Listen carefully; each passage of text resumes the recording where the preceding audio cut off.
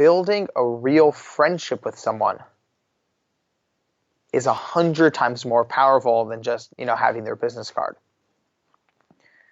Now, it's easier said than done because circumstance is really important, context is really important.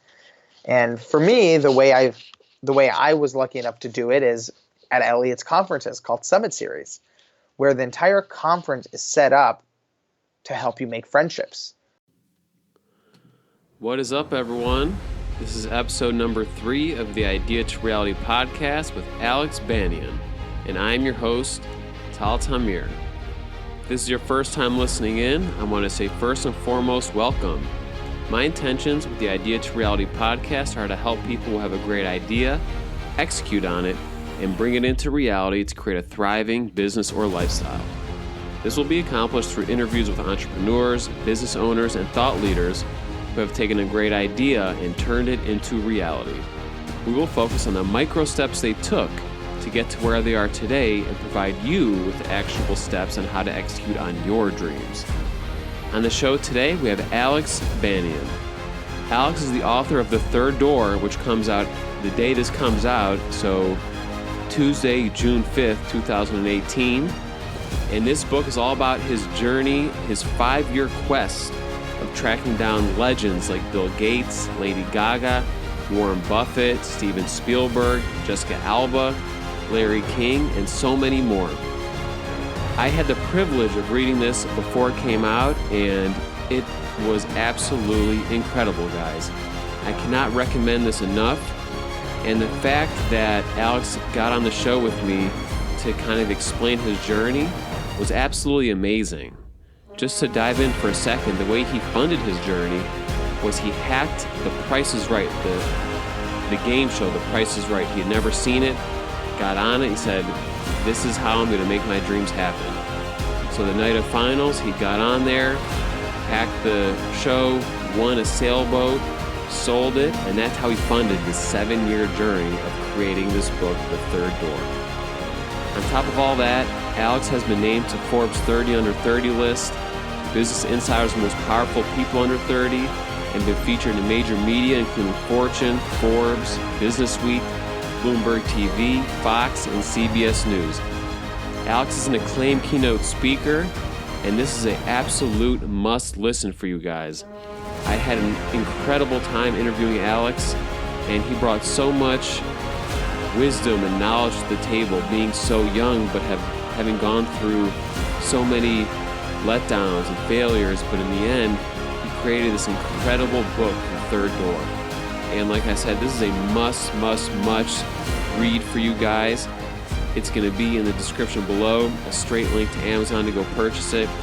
You can find it at anywhere books are sold, Amazon, Barnes & Noble, so make sure to pick up your copy because I know this is going to change lives, guys. So I hope you enjoyed this, and now it's time to sit back, relax, make sure to take notes because this is a great one, guys. And make sure to enjoy this action-packed interview with Alex Banayan. Hey, Alex, thank you so much for jumping on the show today, and I am super excited to have you on. How are you doing today? I'm doing great, man. Thank you so much for having me. No, it's my pleasure. I'm super excited to have you on the show and to jump into your story. So let's get started. I want to start talking about your early life, your childhood. What was your upbringing like? What was the family life like up until you were about 18 years old?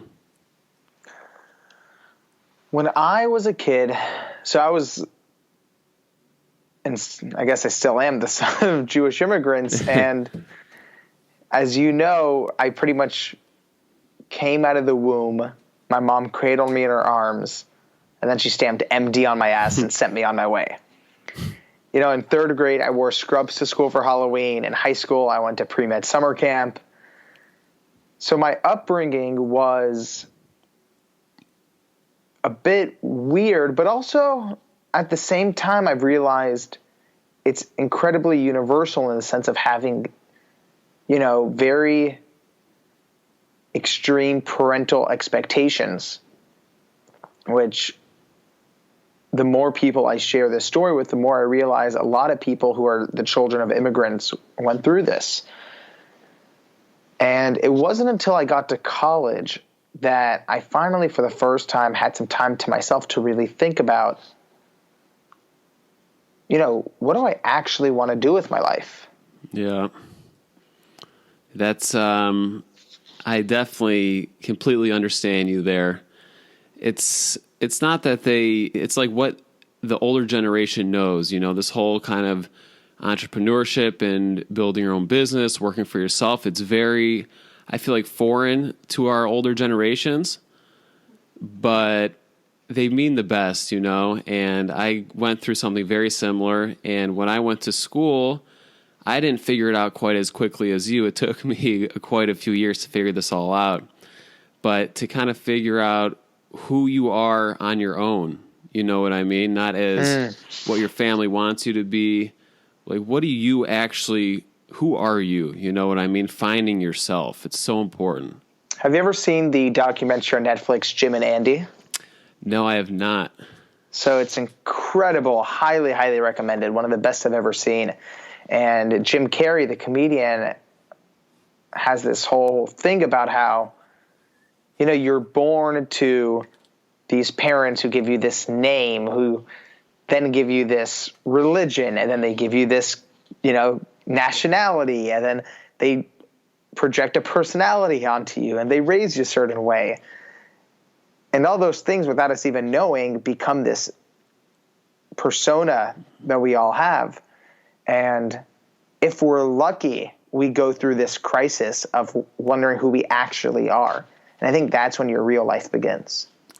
Yeah, that's Jim Carrey. He's really awesome. I love how he's really stepped out of it, and he went through that on a serious level. He built that persona. He talks about it all the time, of what the fans wanted, what he thought everyone else wanted. And then when he got the fame and the fortune and everything, he's like, this isn't what life is all about.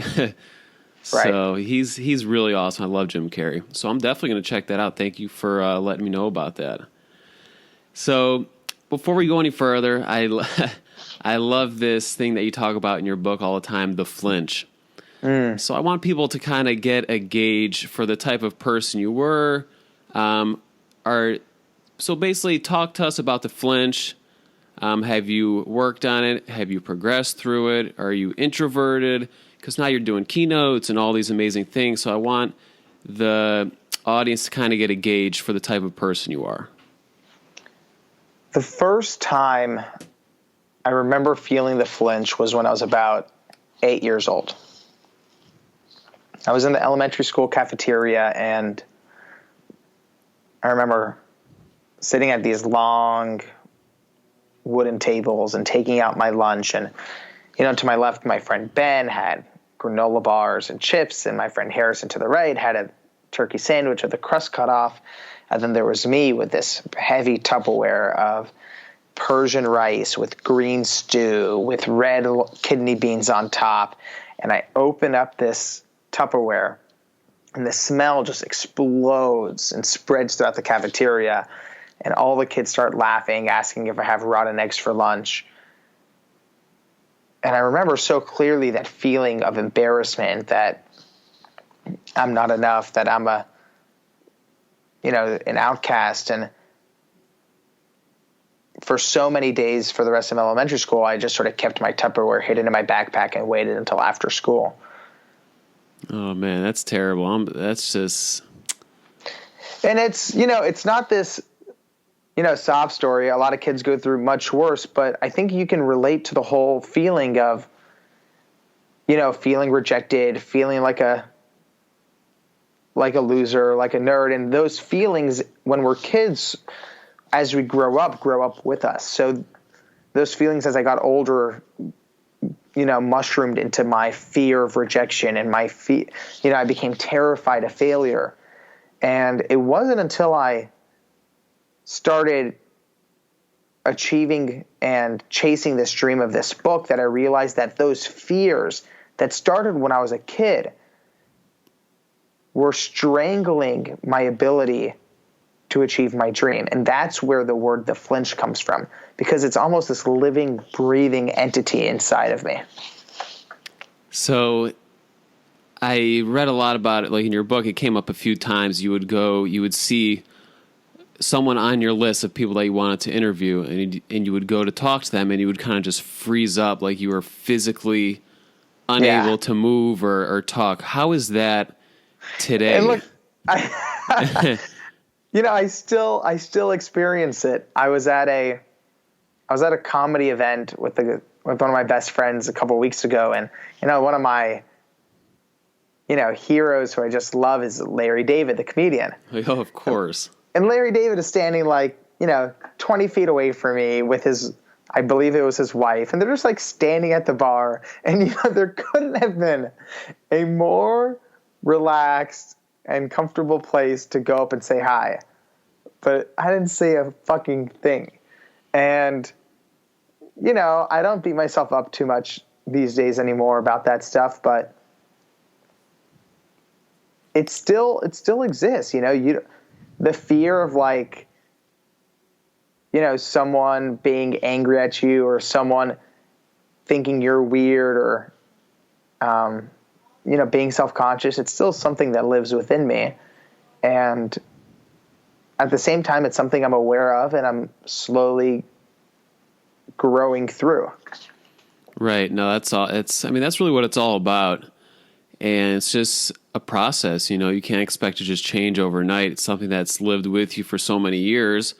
You just you got to keep working at it, and it'll get less and less. And, I wish you the best with that, because, Larry David, he's one of my idols, man. I absolutely love him. And, I grew up being one of the most scared, kids in my entire family and friend group. I had a night light until I was a teenager. I was terrified of going to theme parks. So I was always full of fear. But the reason I was able to do so many things on this journey that people consider as fearless actually had nothing to do with being fearless. It had to do with courage.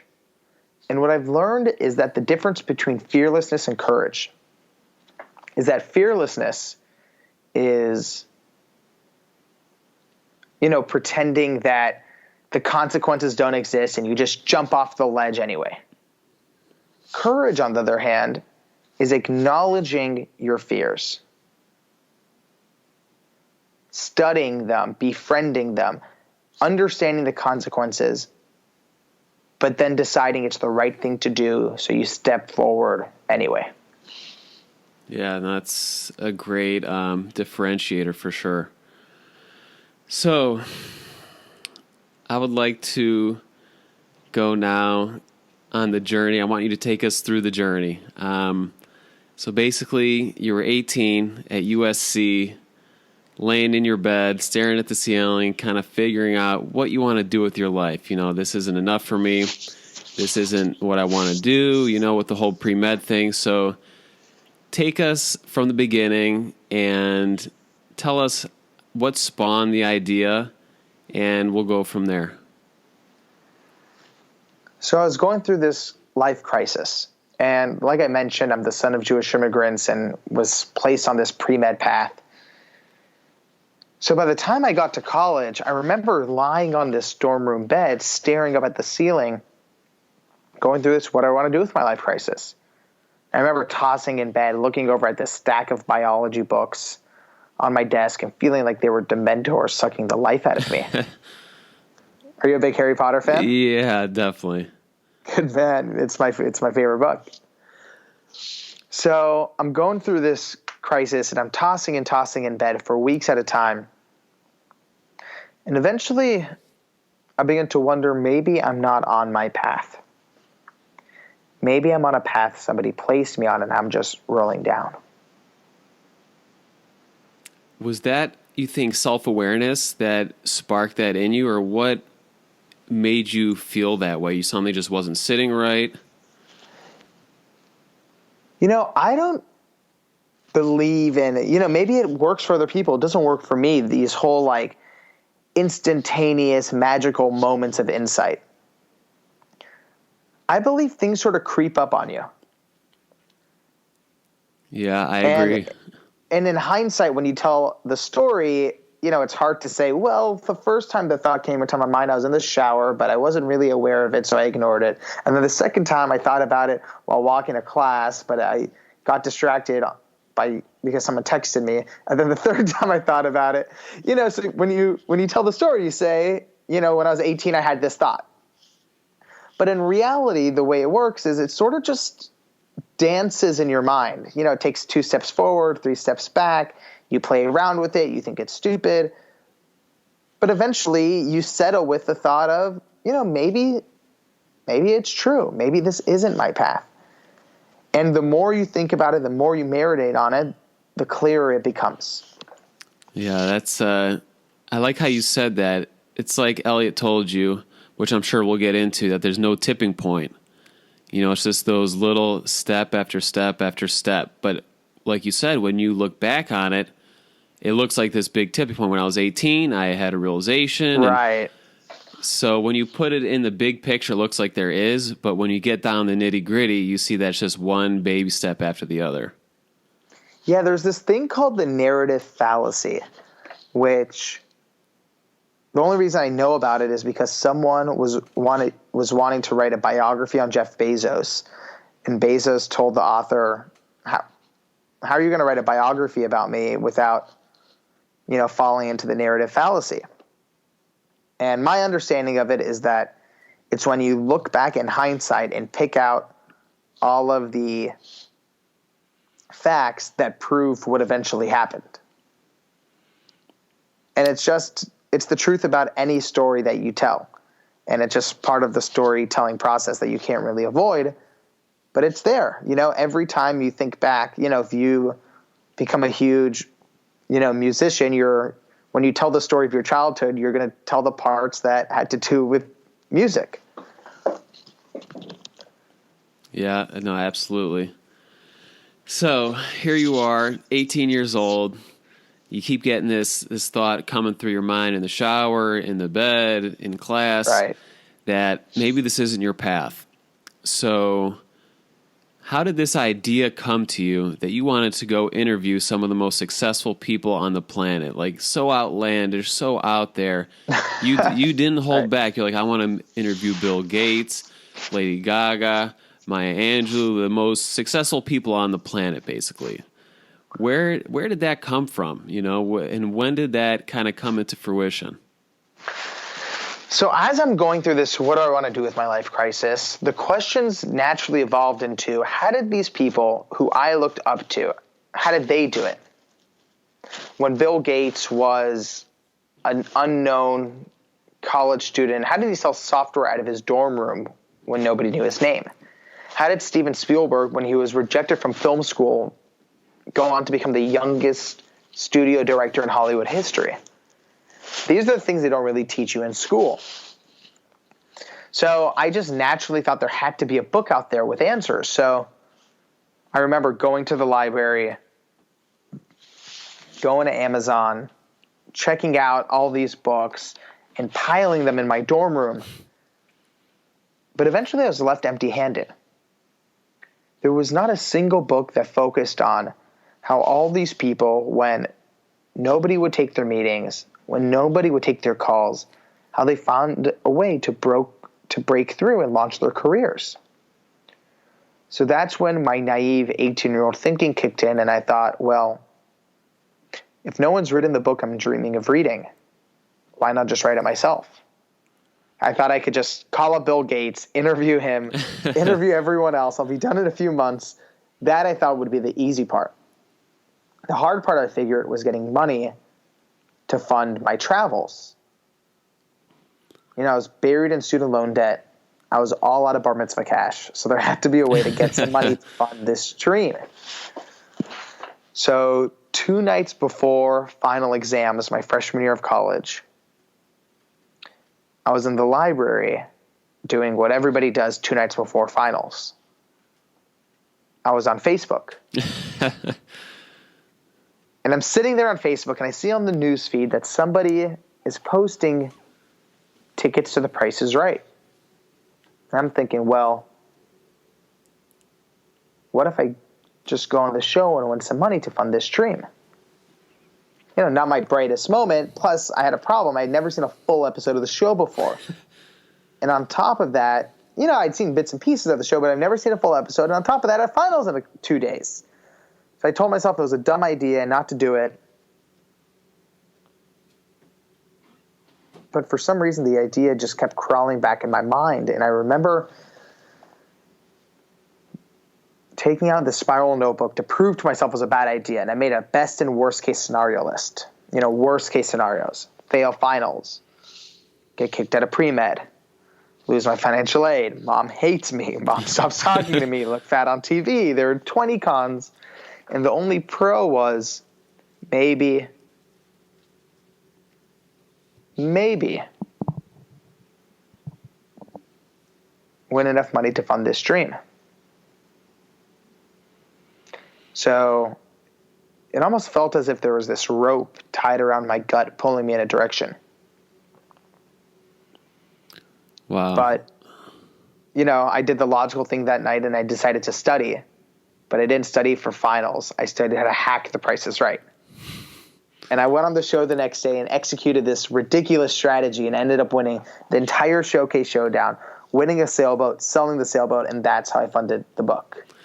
Well, I just want to say thank God for your naivety or naiveness. I'm not sure exactly how you say it, but without that, that young thinking, maybe this would have never happened. Thank you, man. It means a lot. No, it's that in its own is a hell of a story, and I love it.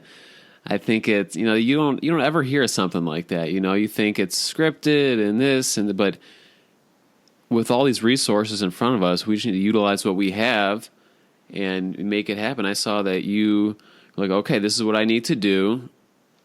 You kind of reverse engineer. You okay, I want to create this book by interviewing these people. In order to do that, I need to get money. And then to get the money, I could get on The Price is Right. And to win The Price is Right, I got to figure out how to win The Price is Right or even get on the show. So I commend you for that. It was a really great job. And I wish I could have seen the episode. That would have been pretty awesome. Do you have it recorded somewhere? Yeah, I have bits and pieces of it. Oh, that's too funny. Okay, so now you're funded. How much money did you come out with? $30,000 or something like that? Yeah, right around that amount. And when you're a college student and your biggest expense is like Chipotle, it lasts you a long time. Mm-hmm, for sure. So you're all funded now. You at this point, do you kind of have a general idea of who you want to interview? So the way I created the list of who I wanted to interview was, I don't really believe in the whole, 100 most successful people kinds of lists. So what I did was I just asked my best friends to come over one night, and we all met up, and I asked them, guys, if we could create our dream university, who would be our professors? Bill Gates would teach us business, Lady Gaga music, Steve Wozniak computer science, Larry King broadcasting, Jane Goodall science, Jessica Alba, Pitbull, Quincy Jones, the list went on and on. Tim Ferriss would teach entrepreneurship. So we created this dream list. And that's really turned into almost like a treasure map for this book. Oh, I love it. I really love that. So now you have your funding, you have a list, an idea of who you want to reach out to. What's next? So, you know what you want to do, but what were the first steps that you took to get in front of some of these people? To walk us through that a little bit. Tell us what that looked like. So it was a long process. It took 2 years to get to Bill Gates. It took 3 years to get to Lady Gaga. And each story in each interview in the book is its own mini adventure in and of itself. For Warren Buffett, I hacked his shareholders meeting. For Larry King, I chased him through a grocery store. For Tim Ferriss, I had to crouch at a bathroom at a conference and jump out when he was walking past the bathroom exit. So each one is its own, pretty preposterous story. But what I've learned is that there's a common theme to every one of those stories of how I got all the interviews, which to my surprise was also the common theme of all the stories I heard during the interviews. And the analogy that came to me at the time was, because I was 21, was that every single person I interviewed, it doesn't matter if it was Maya Angelou, who grew up in Stamps, Arkansas, or Bill Gates, who grew up in Seattle, Washington, they all treat life and business and success like a nightclub. There's always three ways into a nightclub. There's the first door, the main entrance, where 99% of people wait in line hoping to get in. The line curves around the block. Right. And then there's the second door, the VIP entrance, where the billionaires and the celebrities go through. And school and society have this way of making us feel like those are the only two ways in. You either wait your turn like everybody else, or you're born into it. But what I've learned is that there's always the third door. And it's the door where you jump out of line, run down the alley, bang on the door 100 times, crack open the window, go through the kitchen. There's always a way in. And it doesn't matter if that's how Gates sold his first piece of software or how Lady Gaga got her first record deal. They all took the third door. Yeah, that's incredible. I love that analogy that you create. It's really so perfect. Thank you, man. It's not only the thesis of the book and the title of the book, it's really the energy I'm trying to inject into the next generation. Yeah, I mean, you couldn't be more right, especially today. It's so loud with social media, and you really just need to set yourself apart, do what nobody else is doing. Like you said, find that third door and get in there. Whatever that means, getting an interview, getting a job, whatever it is, I think I couldn't agree more. It could be applied to everything.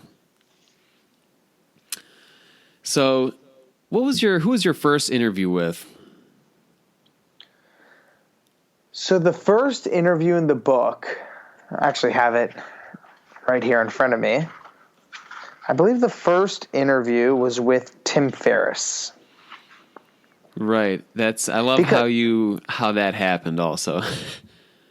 Right. So, as I said, I had to crouch in this bathroom for 30 minutes. And one of the biggest things I learned from Tim Ferriss, I didn't even understand at the time. I sent him, I believe, 31 or 32 emails to his assistant asking for this interview. Because I had read in these business books that persistence is the key to success. Yeah.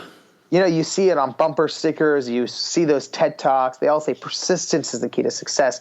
But there's not a disclaimer that teaches you about the dangers of over persistence. And how over persistence can be one of your biggest enemies.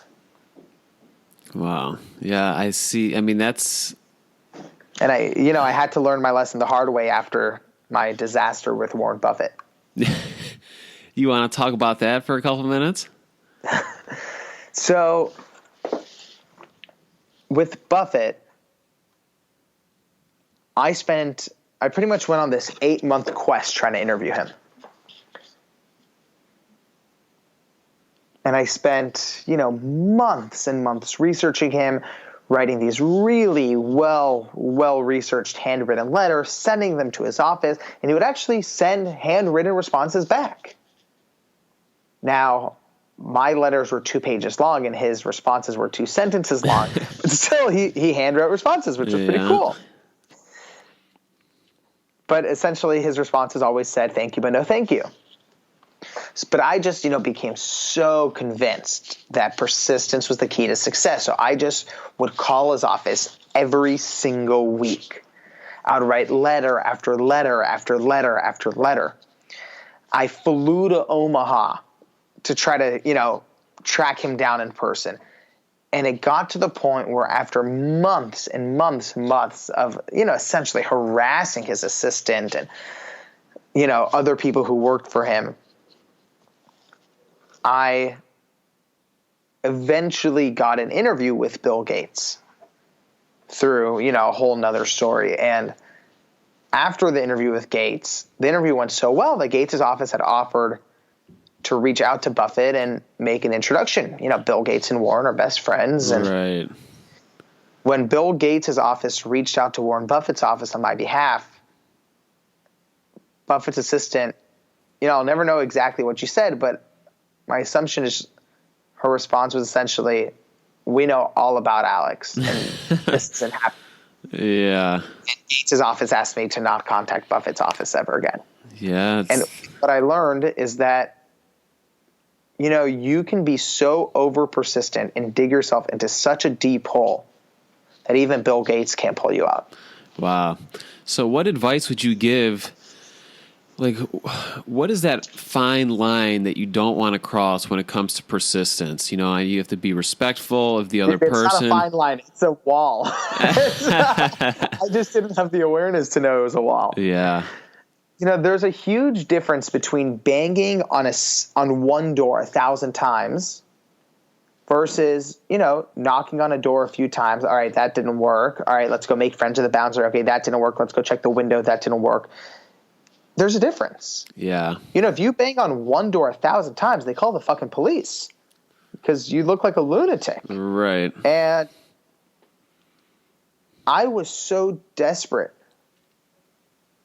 to get that interview with Buffett because I was so afraid that if I didn't, my whole mission would fall apart and my family would think I'm a failure and everyone would think I let them down. But I just did things that were completely idiotic. But what I learned is that desperation clogs intuition.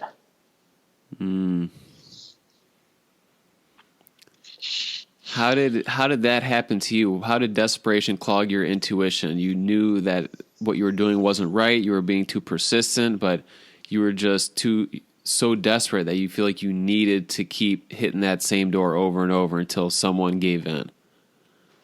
At this point in the journey, you know, the timing of the Buffett journey is important because I had just dropped out of school.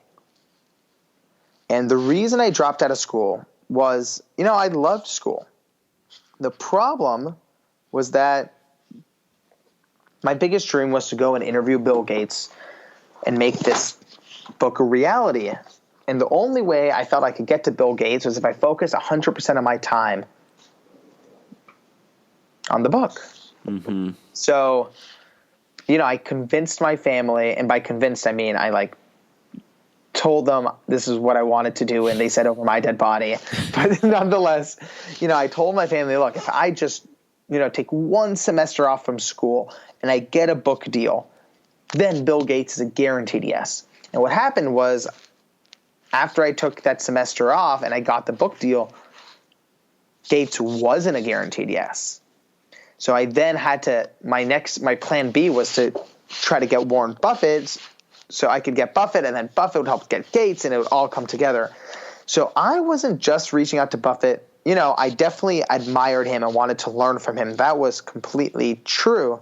At the same time, I was also terrified of my mom and my dad and my grandma and my grandpa thinking that I'm just a complete failure, that I left school, I shattered their dreams, I turned my back on all their sacrifice, and I can't even make this book happen. Wow. Something that you said there really stuck out to me, that you were going to shatter their dreams. It's like what we started talking about in the beginning. We're instilled with I read something very similar to what you just said the other day, how we're instilled with other people's dreams, our parents, our friends, our family.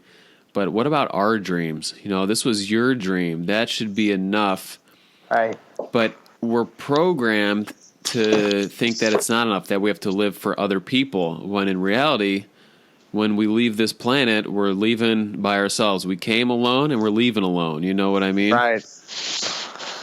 So I think it's super important, especially for this younger generation, to realize that. You know, I'm not saying disrespect your family or go against what they say, but you have to think for yourself at the end of the day. Look, I couldn't agree more. So I mean, there's so many stories for this book. You guys just have to you have to pick it up because each interview there's a whole story behind it, a whole process. Each time there's a different third door that you jump through. So I want to ask you just a couple of general questions. What was your favorite interview that you did, or not even necessarily an interview? What was your favorite interaction that you had with one of these people? Oh, definitely favorite interaction had to be with Elliot Bisnow. So on my quest to get to Bill Gates, it took me a whole year to get on the phone with Bill Gates' chief of staff. And when I got on the phone with him, I'm 19 years old. I think that, the fact that I'm on the phone with Bill Gates' chief of staff, it means I'm 95% there. Right. I'm so sorry to interrupt you, but How did you get on the phone with Bill Gates' chief of staff? How did you do that even? So as you read in the book, I had an amazing interview with Chi Lu.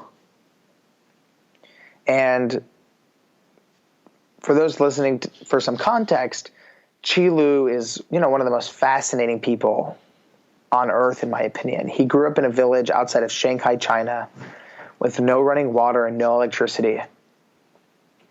By age 27, he was making the most money he's ever made in his life, $7 a month. Yeah. Fast forward 20 years, and he's a president at Microsoft. So it's this unbelievable story, and probably one of the best stories in tech you'll ever hear from someone you've never heard of. And after my interview with Chi, he offered to help. So Chi Lu and someone who worked for him, who became a mentor of mine, Stephen Weitz, both of whom worked at Microsoft, spent a year trying to get me this phone call with Bill Gates' chief of staff. So I'm finally on the phone with the chief of staff, and I'm telling him the story. And he goes, look, you don't have to tell me anything. I've heard all about it. I think what you're doing is great. I love that you're trying to help your generation. But the thing is, you're only about 5% there. I'm thinking 5%? Oh, God. He essentially tells me I need to go get a book deal. I need to go build momentum. And then he wishes me luck and hangs up. So I'm thinking, momentum? Like, what the fuck's momentum? So I go back to my room, and I'm just cradling my head in my hands. I'm thinking, like, what the hell? Momentum. If I'm only 5% of the way there, I'll be, 90 years old by the time this book is done. And I was just thinking, if I can't even get to Bill Gates, and I'm only 5% of the way there after talking to his chief of staff, then I must be at, negative 95% there with, Warren Buffett and Bill Clinton. Then I'm thinking, wait a minute, Bill Clinton. And I remember that someone once told me that Bill Clinton spoke at this conference, which has this cruise ship, which Richard Branson was on. And, sometimes when you're just, and I still do this to this day, when your head hurts and you're tired of thinking of something, you just go on Facebook to procrastinate, or you go on Google to just get your mind off of something. Right. So I just Google, Bill Clinton, Richard Branson cruise ship. And this article pops up about this event called Summit Series. And it says Summit Series takes the high seas, and it's this business conference on a cruise ship in the Caribbean with Richard Branson and Gary Vaynerchuk and Blake Mycoskie and all these really inspiring entrepreneurs. And I'm reading this article, and it says the founder of Summit Series, Elliot Bisnow, 26 years old. And I'm like, what? 26 is like my cousin's age. So I start Googling Elliot Bisnow, and I go into this rabbit hole. I'm just, spending hours and hours clicking. I'm on the 26th page of Google. I missed 2 meals without noticing, and I'm just sucked into reading everything I can about him. But he's one of the most mysterious people online I'd ever seen. And I end up spending weeks researching him, reading everything I can, and eventually a couple nights before an accounting final exam, I decide, I just need to stop focusing on Elliot. I need to focus on studying. So let me just write him a cold email asking if he can give me advice one day. So I write this email, it takes a few hours, and I send it over to him, and he says, "Great email. What are you doing on Thursday?" Just like that. And that was his only response. And I checked my calendar, and that's the day of my accounting final. So, of course, I respond the only way I can, and I say, "I'm completely free. What do you have in mind?" And he goes, "Great. Meet me at this hotel at 8 o'clock in the morning, and we'll talk." So I'm thinking this is going to be a 15-minute meeting. My final isn't until 12 in the afternoon. It's going to be fine. So I meet him at this hotel. Our 15-minute meeting turns into a 4-hour meeting. We spend that summer traveling the world together. And to this day, he's one of my best friends, and he's like a brother to me. Yeah, I'm just blown away by Elliot's support for you and everything he's helped you with, and it's just really incredible, that I'm blown away too, man. It's a beautiful thing, man. I'm really happy for you. Yeah. And he became like a mentor for you, right? Yeah, he's not only my mentor, he really is like family. And I love him so much. And the experiences in the book led me to him, which is probably one of the greatest gifts this book gave me. Yeah, it's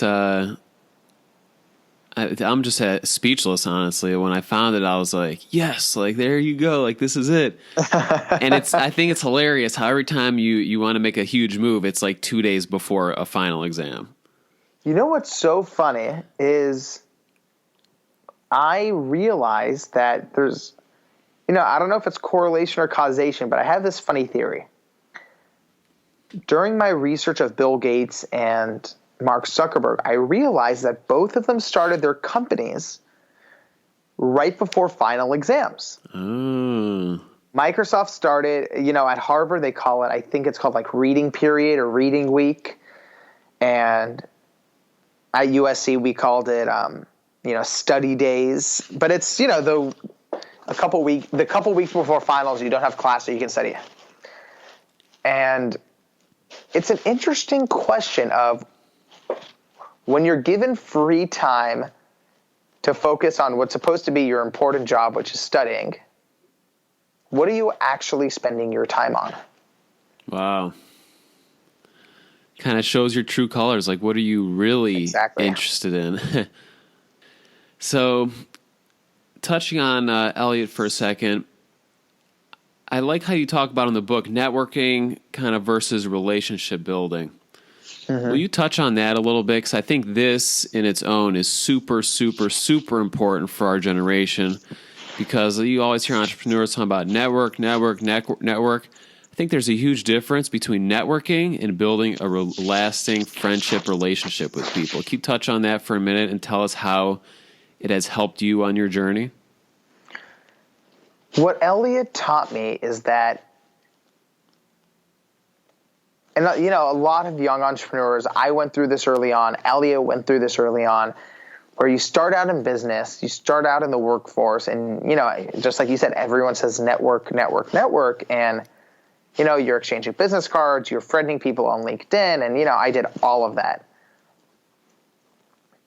But after a while, Elliot taught me that building a real friendship with someone is 100 times more powerful than just, having their business card. Now, it's easier said than done because circumstance is really important, context is really important. And for me, the way I was lucky enough to do it is at Elliot's conferences called Summit Series, where the entire conference is set up to help you make friendships. Instead of, people being in suits in a hotel ballroom exchanging business cards, they have these events on their mountain in Utah where you're ATVing and you're doing yoga and you're skydiving and you're playing archery tag and you're having these incredible dinners, and it's almost like summer camp. Right. Coincidentally, the people you're at the summer camp with are fascinating and incredibly accomplished people who not only become your friends, but also help you achieve your dreams. I mean, it's just incredible. You also hear a lot of times entrepreneurs talking about how you need to, up your circle of influence, surround yourself with the right people. And a lot of times it's easier said than done, but how one thing led to another, which kind of led to opening all these doors for you, it just starts with the opening of that first door. You know what I mean? Like, if you didn't go meet Elliot, who knows what would have happened? If you didn't, I think about that all the time. If you didn't cold email him that night and I just studied him for 3-4 weeks, I need to reach out. Worst thing he could say is no, just like so many other people, right? Right. It's like, what do you have to lose? And he's like, oh, it's like he said in the book, little did you know that at the beginning of that year, he said, this is the year I'm going to take on a mentee. I'm going to become a mentor this year for somebody.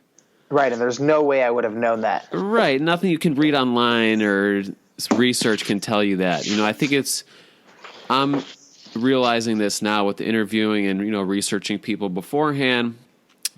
It's important for context, but at the end of the day, you just need to come, be yourself, and build that relationship as best as you can.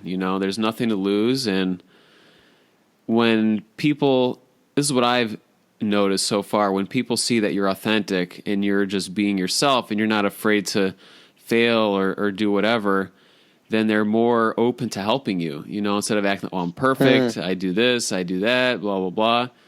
So I love this whole relationship building more than almost anything in the book. I think it's super important to hammer on for the listeners. It's on a massive level. I couldn't agree more. So, building relationships. So we're talking about building relationships and networking versus relationships. And you talked about meeting all these incredible people. So throughout this journey, of course, you've had a good amount of failures, which I can really relate to on a different level. But trust me, like I feel your pain, and as you're writing, I'm like, yeah, that's how it feels, and I'm sure many of the listeners can relate as well. But what was your biggest failure throughout this process, and what did you learn from it? Like, what was a huge key takeaway for you? My biggest failure, because there are a ton, right? As you mentioned. I've never thought about which one was the biggest. Maybe not the biggest, but what stands out to you the most,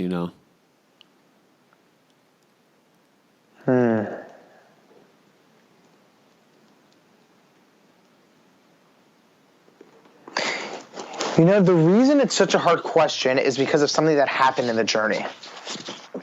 When I went to go interview Quincy Jones,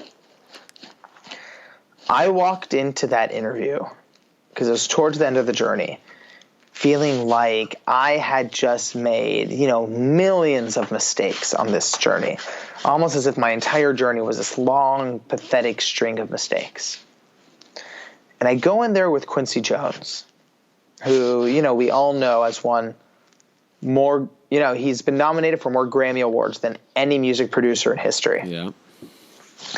And, he worked with Michael Jackson and Frank Sinatra, and you get in there, and he has this way of looking into your soul, reaching inside and rewiring the circuitry. And about halfway through our interview, he starts telling me this story about how the music industry, when he was growing up, was all mafia. And I actually have the book right here next to me. And I want to flip to it just so you can hear Quincy's words themselves. Because I think it's a lot more colorful than if I had to paraphrase it. Yeah, no, one of my favorite interactions that you had was definitely with Quincy Jones. He's amazing. Yeah, I'm more spiritual also. Mm-hmm. So what he was saying, I was like, oh my God, this is insane. He's amazing. So this is page 273, and it goes like this. So this is about halfway through the page. This is Quincy talking. Back when I came up, everything in music was mafia. The booking agencies with Duke Ellington, Louis Armstrong, Lionel Hampton, all mafia. It was fucked up, man. There were exploitations of blacks like you cannot believe. Back then is when I learned that if you don't have a master, a negative, or a copyright, you're not in the music business. I learned the hard way. Quincy had composed 10 original songs for the iconic band leader, Count Basie. A music executive named Morris Levy called Quincy into his office to sign a publishing contract. The contract was on the table, and all of Levy's cronies were behind him. You can ask for anything you want, he told Quincy, but you're only getting 1%. I signed the contract, Quincy told me, and before I walked out of his office, he owned all my shit. Quincy laughed gently as if he was recounting a fond memory. But for some reason, I felt my whole body stiffen. I was young and I learned my lesson, Quincy said. The second time I did Basie's album, he asked me, what are we going to do about the publishing?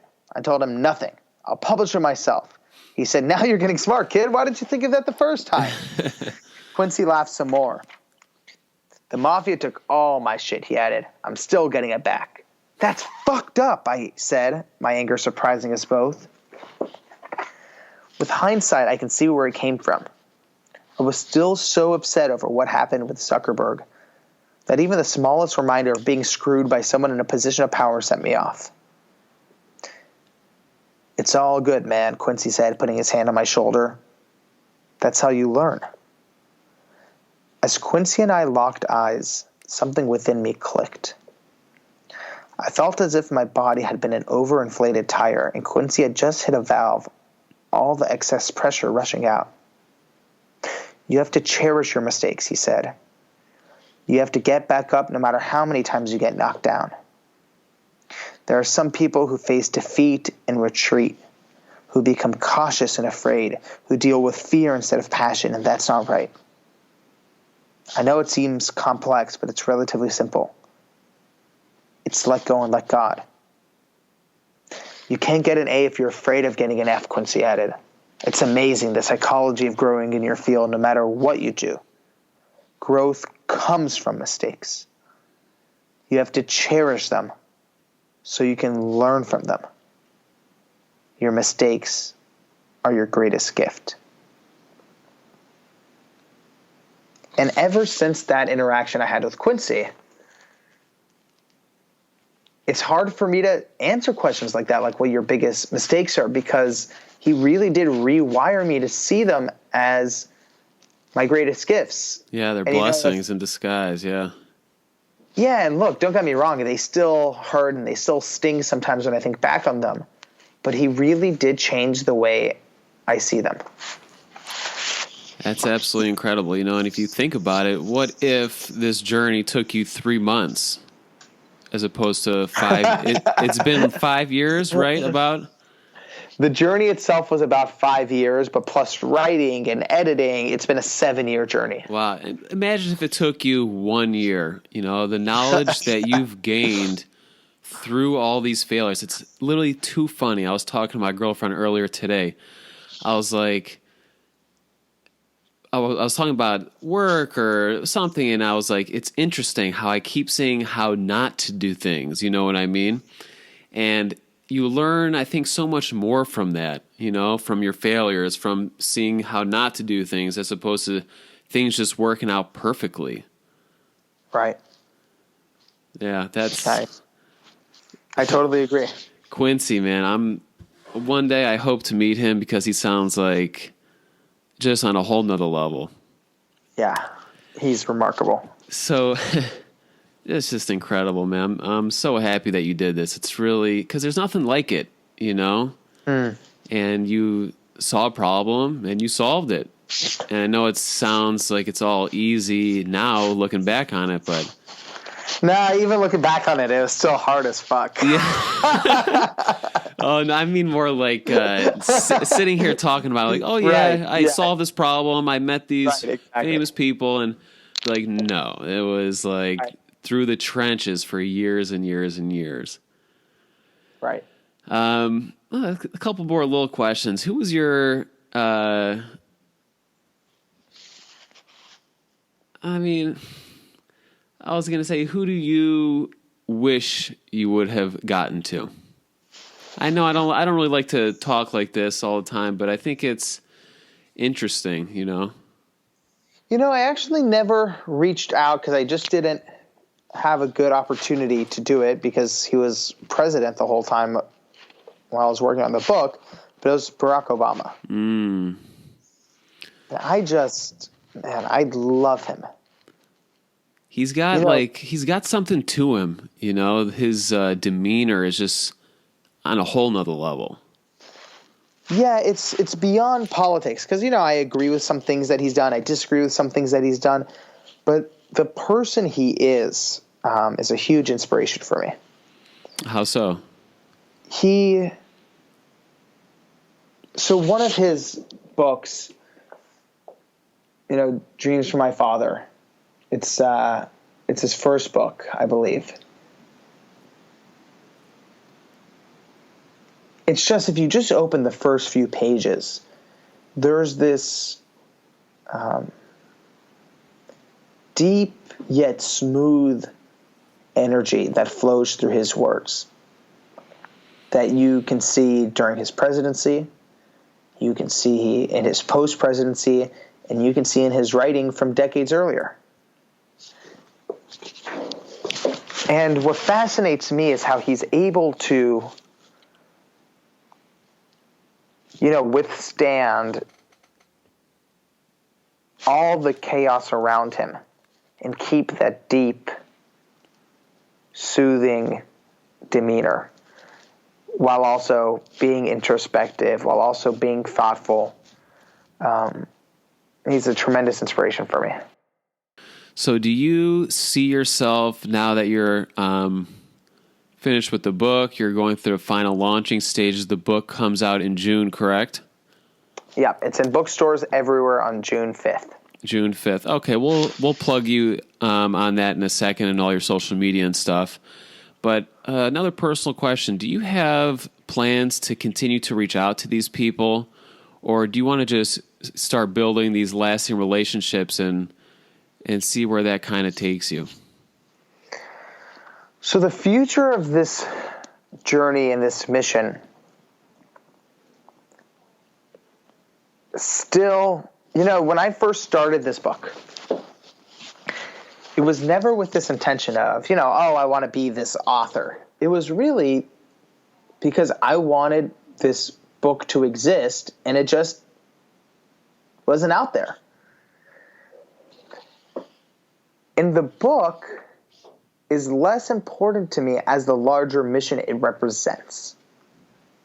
When I first started, I just had this idea that if all these people come together, not for press, not to promote anything, but really just to share their best wisdom with the next generation, young people can do so much more.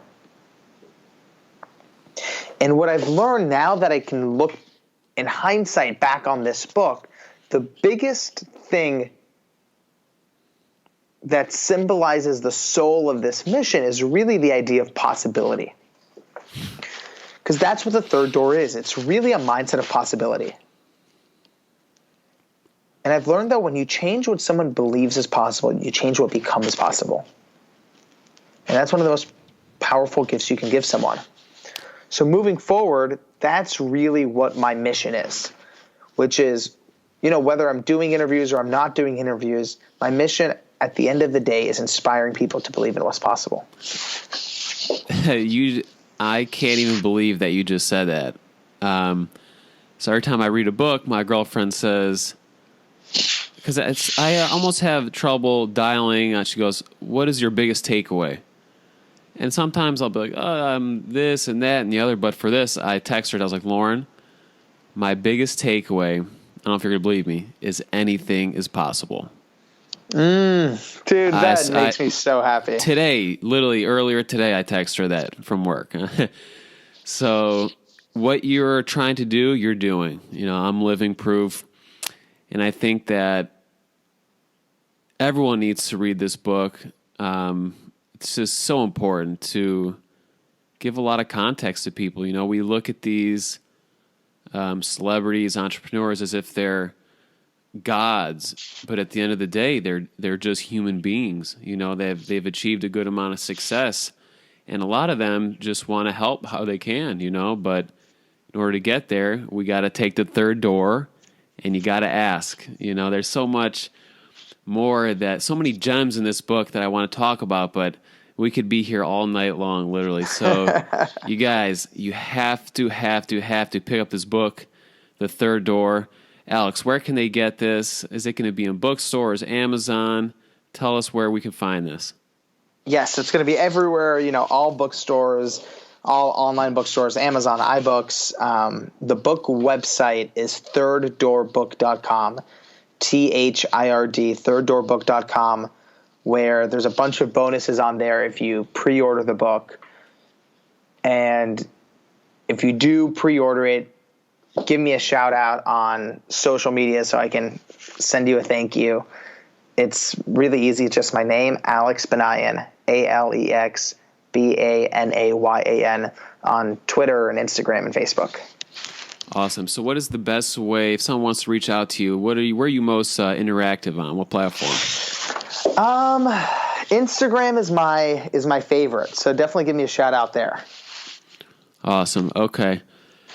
And any final things? What are you working on right now? What's going on in your life right now besides the craziness of book launch? That's about it. Between that and, of course, a bunch of family stuff. It's my life. And what I've realized is, I feel really lucky. I have a work that I really believe in. I have family and best friends that I get to talk with every day and spend time with every day. And I get to use my time how I want it. And, I'm aware that not a lot of people get that opportunity, so I'm just very grateful. No, you're amazing. You deserve it. You've been through a lot and you never gave up. You had thousands of chances probably to give up. So, screw it, I'm going to go back to school. Yeah. But you, in this instance, persistence was key, and it helped you not to give up, So thank you for not giving up. You're going to help, I think, millions of people with this. I think it's going to be a huge hit. Thank you so much, man. It really means a lot what you said. And I mean every word of it. So, guys, like I said, go check out Alex, thethirddoor.com. I'm going to have all this linked in the show notes below so you can click the links there, and so you don't have to remember everything if you're driving or working out or whatever. So, Alex, just want to thank you again for coming on the show, speaking to us about your journey, and I'm so grateful for you. Thank you, man. Likewise. Wow, guys, what a game changer that interview just was. I hope you enjoyed this as much as I did, because this was value-packed from beginning to end. So make sure you guys click the link in the description below to support Alex on his journey. The Third Door comes out today, the day this comes out, Tuesday, June 5th, 2018. So show him some love, help me out, help Alex out, and let's support this book as much as we can, because it's a game changer. It's going to change lives, and I want it to change your life. Coming from someone who has been through a lot, has seen a lot, and experienced even more, this is the kind of person that we need to be paying attention to in today's day and age. So click the link below. It'll take you on a straight link to Amazon. It's not my affiliate or anything. It's straight to support Alex, because it's the least that we can do for him coming on the show and providing us with this incredible story, honestly, that he came to us with. So thank you guys all for listening. I always appreciate you. I appreciate you taking the time to listen. I know you guys are all busy, so I want to thank you for taking the time to listen to this. And if you're on Instagram or Facebook, come and find me and Alex. Alex is at Alex Banayan, who will also be tagged in the description below, straight to his Instagram and his Facebook and everything. And same with me, Tal and Tamir. I'm on Instagram and Facebook. Like I said, all those links will be in the description below. So I just want to thank you guys for showing some love. Come connect with us on social media. We love to get in touch with you guys and talk more about what we all love. So once again, appreciate you guys, love you guys, and I hope you enjoyed this action-packed episode with Alex Banayan. Now until next time, we'll see you guys soon.